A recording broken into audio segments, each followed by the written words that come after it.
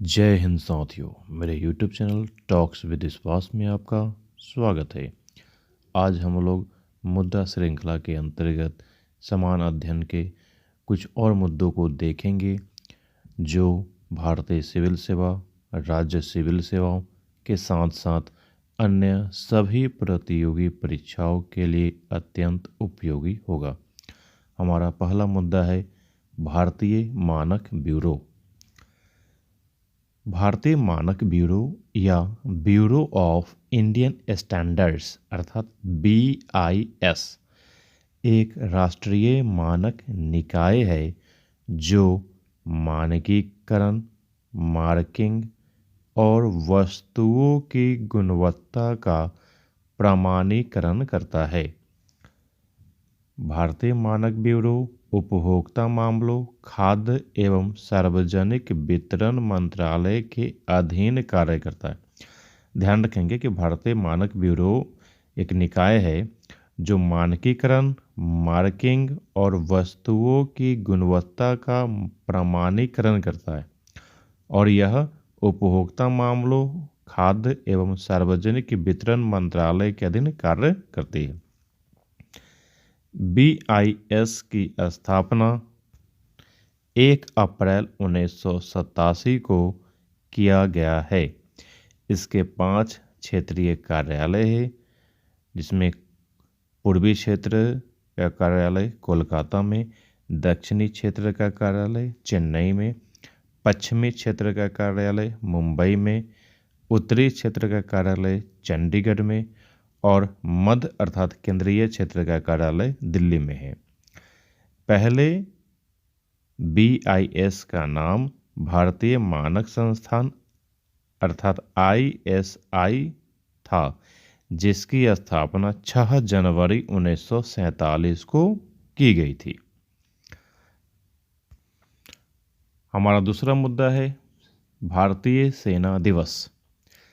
देखिए, भारतीय सेना दिवस प्रतिवर्ष 15 जनवरी को मनाया जाता है क्योंकि 15 जनवरी 1949 को ही फील्ड मार्शल KM करियप्पा ने भारतीय सेना के प्रथम भारतीय कमांडर इन चीफ बने थे। एक बार और ध्यान से सुनेंगे।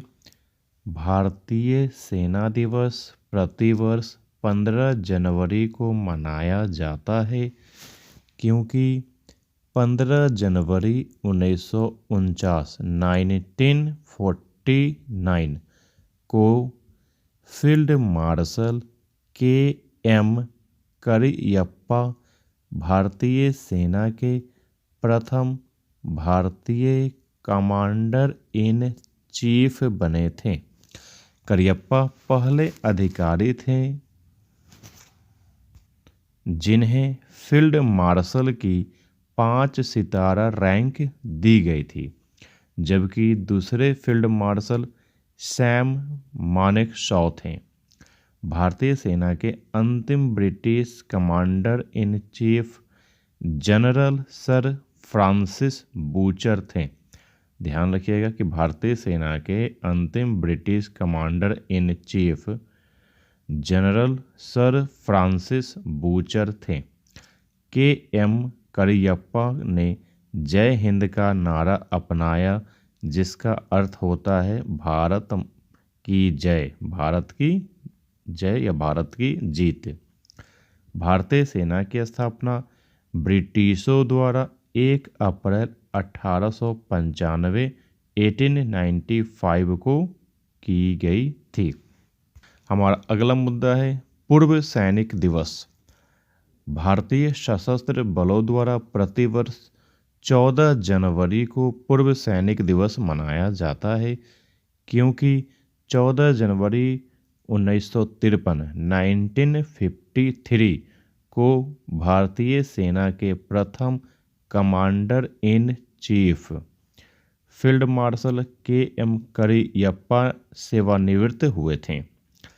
इस दिवस को मनाने का उद्देश्य भूतपूर्व सैनिकों की राष्ट्र के प्रति निस्वार्थ सेवा और उनके बलिदान के सम्मान के प्रतीक के रूप में बहादुर भारतीय सिपाहियों के परिजनों तथा भूतपूर्व सैनिकों के कल्याण के प्रति वचनबद्धता एवं एकजुटता को मजबूत करना है।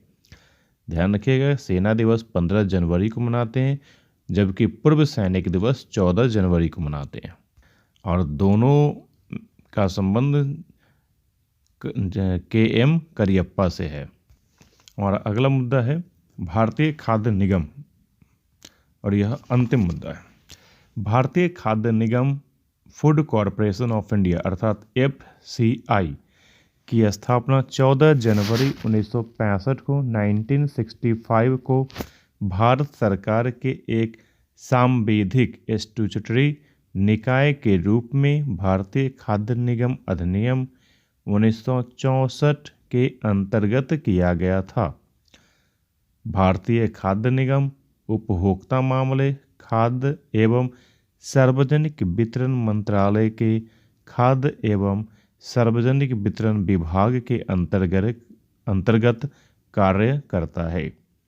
ध्यान रखें कि भारतीय खाद्य निगम की स्थापना 14 जनवरी 1965 को किया गया। भारतीय खाद्य निगम की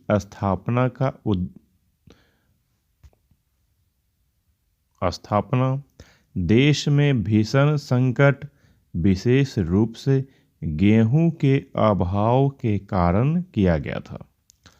FCI अर्थात फूड कॉरपोरेशन ऑफ इंडिया का मुख्य कार्य खाद्यान्न एवं अन्य खाद्य पदार्थों की खरीद, भंडारण, परिवहन, वितरण और बिक्री करना है। हम देखेंगे FCI के उद्देश्य। पहला उद्देश्य है FCI का किसानों को लाभकारी मूल्य प्रदान करना। तो FCI क्या करती है? किसानों को लाभकारी मूल्य प्रदान करती है। दूसरा उद्देश्य किसानों के हितों की सुरक्षा के लिए प्रभावी मूल्य सहायता करना या मूल्य घोषित करना। तीसरा है सार्वजनिक वितरण प्रणाली अर्थात PDS पब्लिक डिस्ट्रीब्यूशन सिस्टम के माध्यम से संपूर्ण देश में खाद्यान्न का वितरण करना।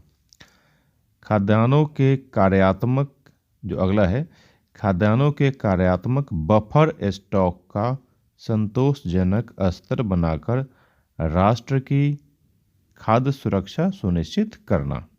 ध्यान रखें कि वर्ष 2014 में FCI के पुनर्गठन पर सिफारिश देने के लिए शांता कुमार की अध्यक्षता में एक समिति का गठन किया गया था।